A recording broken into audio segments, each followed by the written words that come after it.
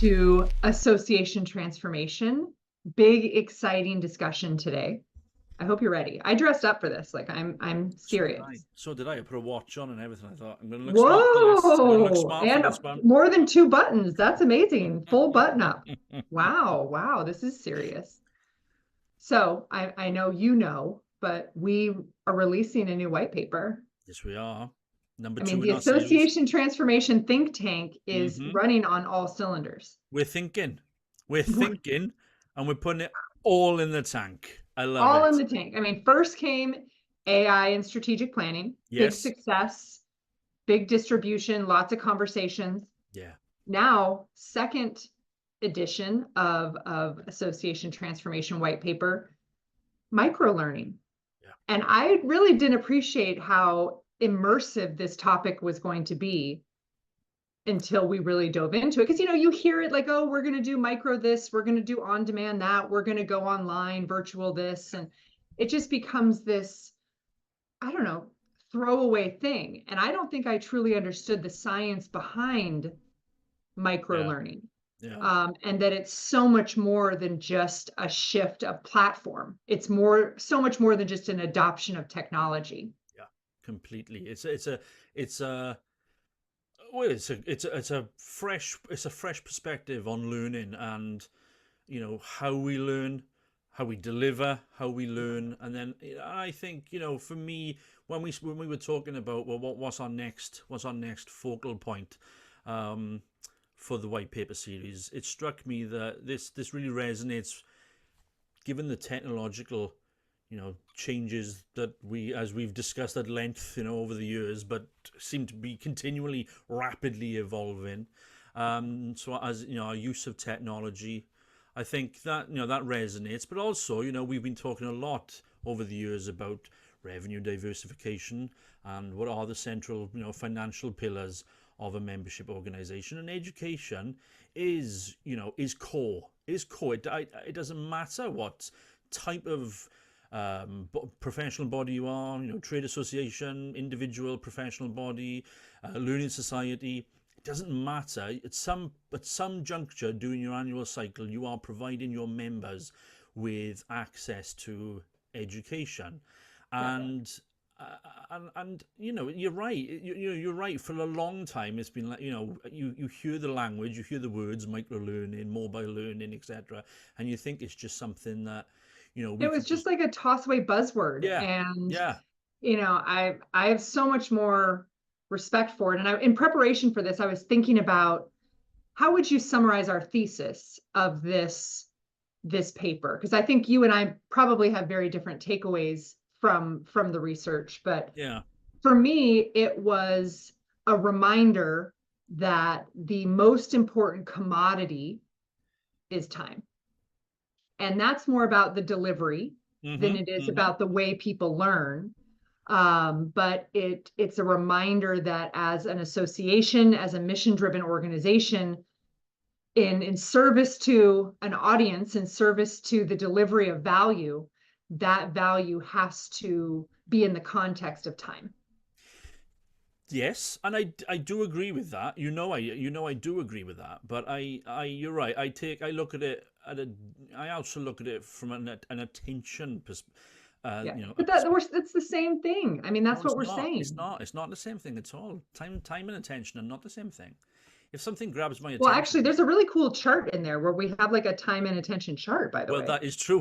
That's right. We've even cobbled together charts. I That's right. mean, we're getting pretty serious here. That's There's right. infographics in this thing, people. Oh my God, we've done proper research. We're even There's like a bibliography. we're we're referencing German philosophers. That's how intense this This is white paper intense. on modern learning is. We've This gone is right back to intense. the 1880s, This is um, intense. and But talking about the you were forgetting talking about curve. intention, and we talk about the forgetting curve. Yeah, And I think there is science in this. there And is. so when we talk to nonprofits, we talk to associations, whatever their motive is, whether it's revenue diversification, whether it's helping their membership achieve a certification or a credential, or elevate their knowledge, or it's being relevant as a leader in a space, there's so much more to consider than just that motive.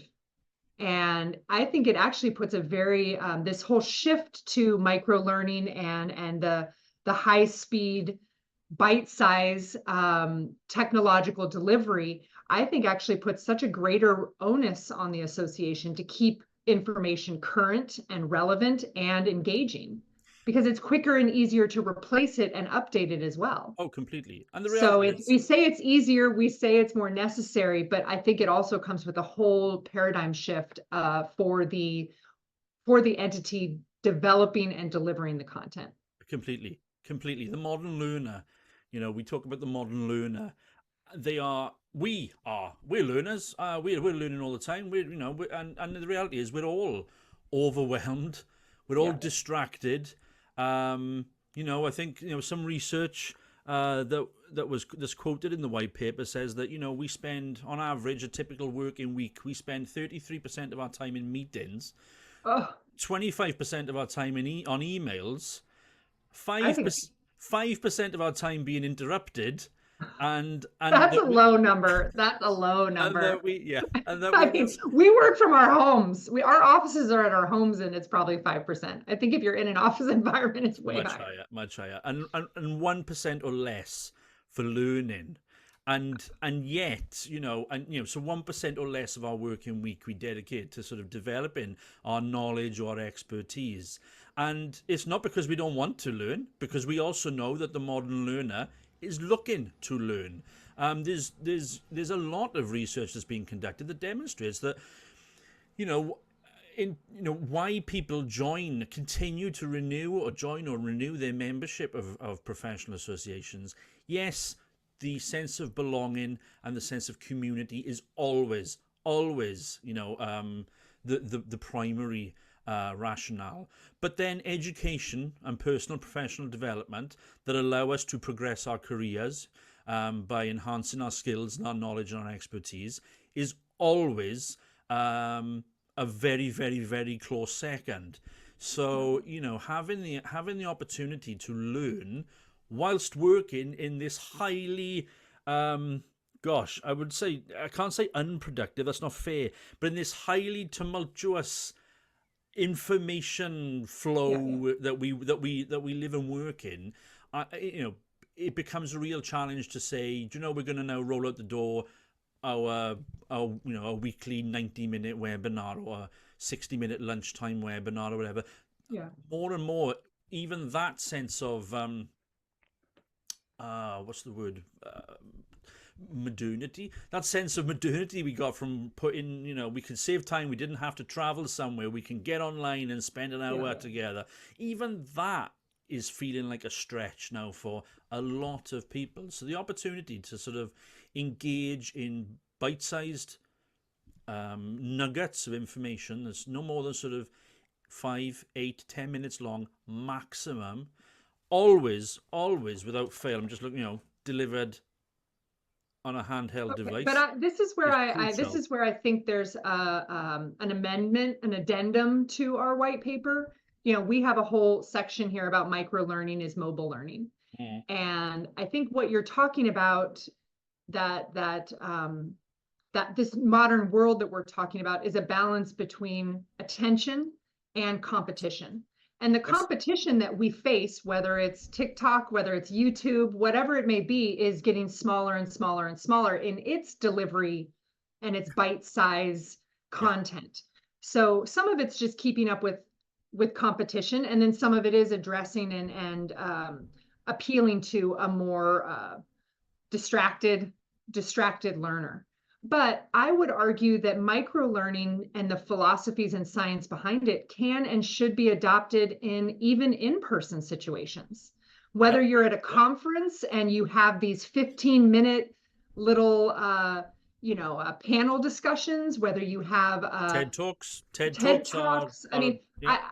all I want to say is please don't only adopt these type of concepts into your digital learning space. I think there's a lot here that can be transferred into the classroom for students. I mean, I think of my 13-year-old son and what they give him for studying, for the delivery of the initial material that has been gamified.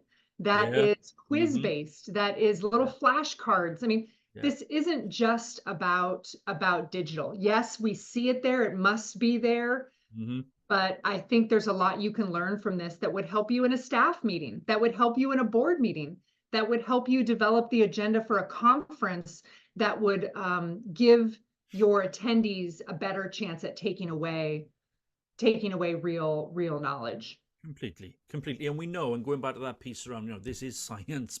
This is embedded in a science, in scientific research.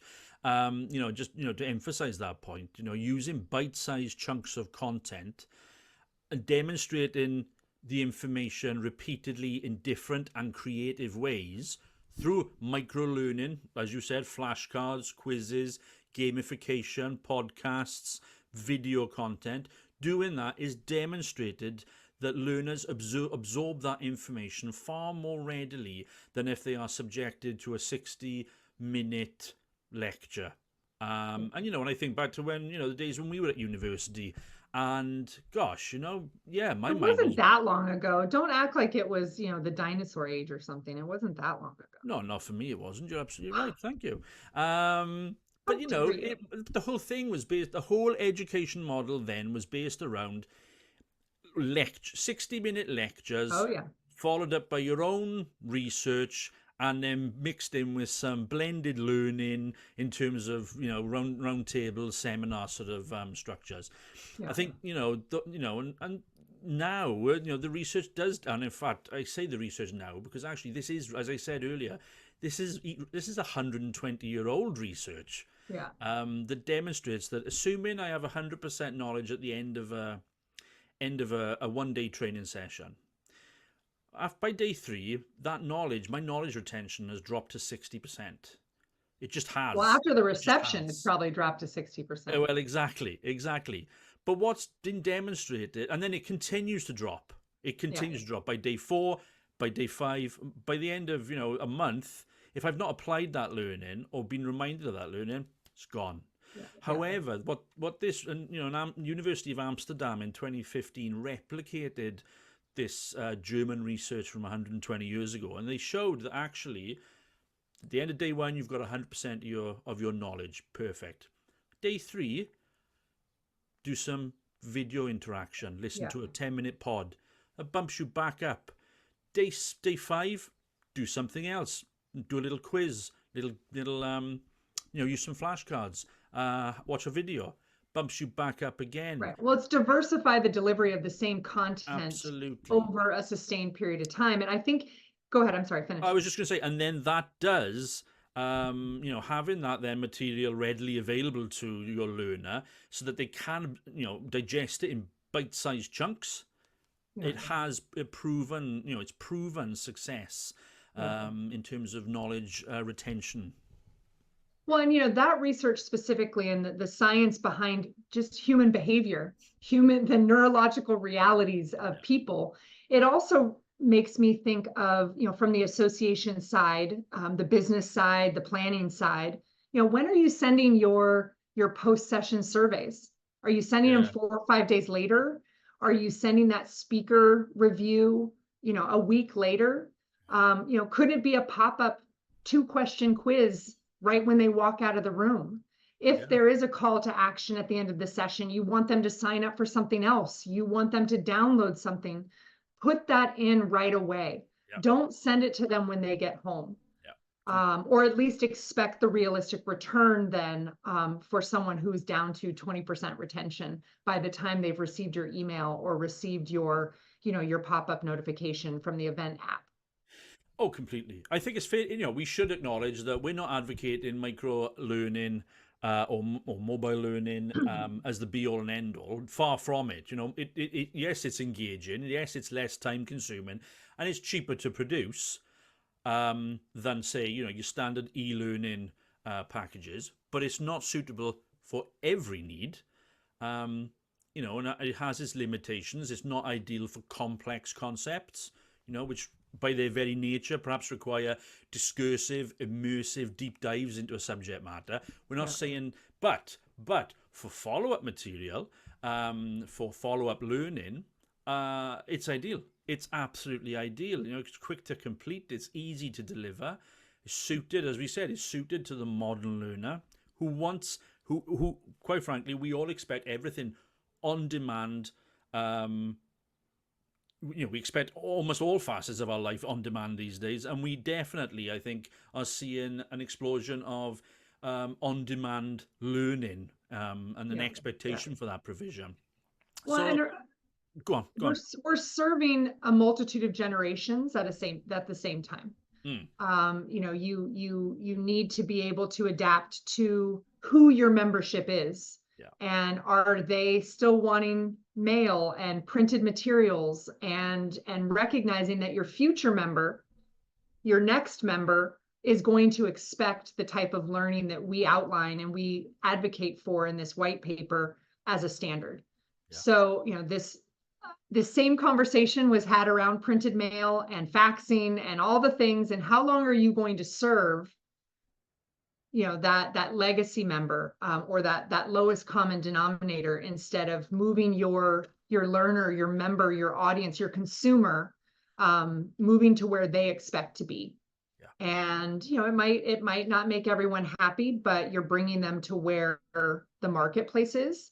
You know, I was thinking a lot about this in kind of the real world context. Yeah. And I also wondered if this is demonstrated in the shift from movies to television series. Okay, yeah. And, you know, I think back to maybe when Sopranos came out, you know, that Yeah. was a big deal. TV and the shorter format became legitimate. And, you know, Which I was, watched my dragon show last night. Like, I was really excited about it. And has it started? Has it started already? what do you talk? Of course it has. Oh my God. Get with it. But I mean, you know, then you think about shows like Schitt's Creek or Ted Lasso. I mean, now we're talking about 30-minute shows that have followings and are winning awards and are driving the look and the face of entertainment. Yep. So even if, you know, even in our mass consumed entertainment, we aren't going to the theater to sit for 2.5 hours. We're catching, you know, 20-minute podcasts. We're catching 28-minute shows, or 47-minute shows. Hmm. And I just think you can see this happening in a lot of other places. I would ask you, if you have kids, or you're in school yourself, I mean, look at how they're delivering traditional education materials. It's happening.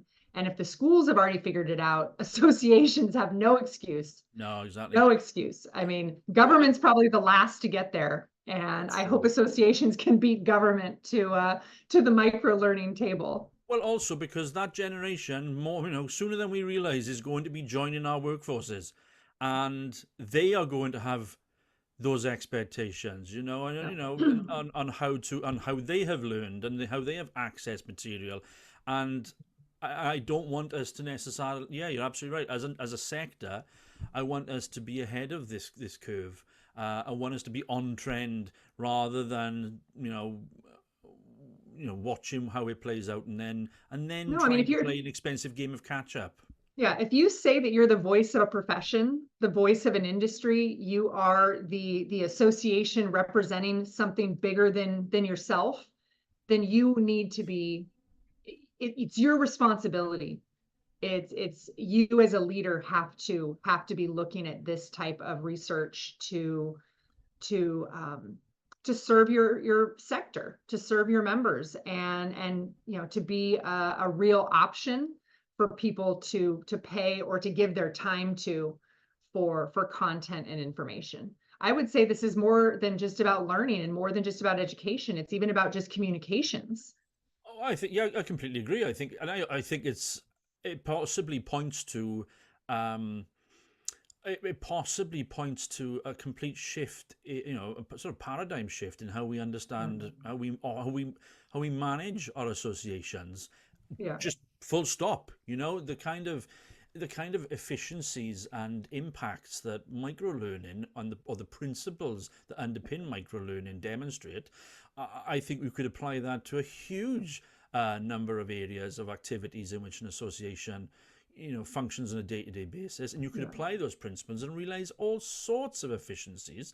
Um, that are in themselves already, being tackled through artificial intelligence. Read our previous white paper for more information on that. But so I completely agree. I think actually, in terms of, I think we're just sort of, we've done more than sort of, what's the word? We've done more than touch the surface of this. We've gone into Oh, this is pretty deep. I yeah, mean, we've gone, that's the yeah, irony of a yeah, paper yeah, on microlearning that's 30 pages. So I mean, I think I just want for the world to know, Andrew and I recognize the irony of this, but oh, this completely, isn't microlearning about microlearning. This is a research piece. So we hope that it absolutely, gives you all the bites that you need to make the case, to start the conversation, to have the background. Um, because I also want to express that microlearning doesn't mean you're not diving deep into content. no, And that's why I think microlearning actually is more difficult, because you have to still master the content as a speaker, as a facilitator, as an educational provider, yeah, but you have to be so masterful in the material that you can deliver it in a bite-sized, engaging, gamified or digital or yeah, short format way. yeah. So it doesn't mean less content. It doesn't mean only surface level content. It means all the content, all the accuracy, all the expertise delivered in in this new manner. Which I think is very exciting. It is. But it's As not a, easy. It's not easy. oh, it's not easy, but People talk about it. It's buzzword. They throw it around as if they're naturally going to evolve to it. And it has to be intentional. It has to be a strategic decision. And it's going to take investment. It's going to take investment of time, of platform, of money, of potentially the right people, different mechanisms. yeah. So don't just think you're going to get there automatically because your members now watch YouTube. Yeah, and that's the very last. Yeah, actually, just uploading a couple of 5-minute videos onto YouTube or a few TikToks is not my. That's not Yeah, your micro stop learning congratulating strategy. yourself. That's not micro learning. No, no, that's not. And I think you're spot on there. I think you need to integrate all of this into a much wider education strategy, which itself should be a core component of what your business Yeah, strategy for yeah. the association looks like I mean, over the what's your next. mission? Yeah, What's your motivation? What is valuable to your members? And what's the business model? And there's a lot of deeper questions here. And I think we both present here micro learning as not only a strategy, but a tactic and a tool.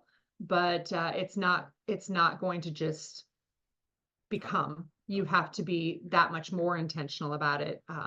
It should be easier for them, but it actually may be more intensive for the association to get going, to get into that cadence. But what we've tried to do with the white paper is give you that platform that gives you that knowledge base that you can start to have those Yeah. conversations around. That's our intention with it. And I genuinely hope to, just as with the previous white paper, I think this has got some mileage in it, and we're going to have some good conversations Yeah. around this piece. I love it. I'm very I'm excited. excited. Well, how long has this podcast been? Are we over? Oh, I Are we suppose over? I mean, if four people, and a half years, something like that. Four, no, five. I'm talking about this episode. Yeah, so was I. Oh my gosh. I know your attention span is, I mean, Honestly, I'm done now. What were we talking about? No, it's oh fine. my gosh. Elisa Pratt, Brewer Pratt Solutions, Andrew Chamberlain, I'm Elevated. on this side. I'm on your other Oh, side. you know what? Okay, we're done. We're done. I'm micro over you. Okay. This episode is run its course, but I am proud of the white paper. Yeah. Thanks for spearheading this and doing it with me. I hope everyone likes it. Let us know if you have any questions.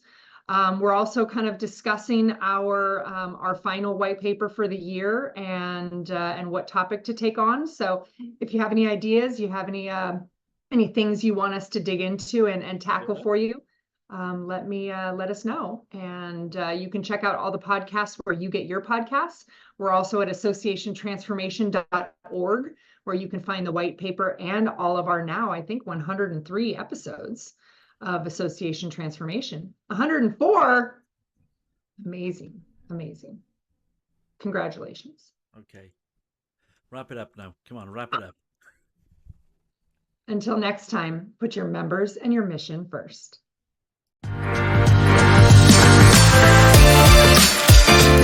Hey.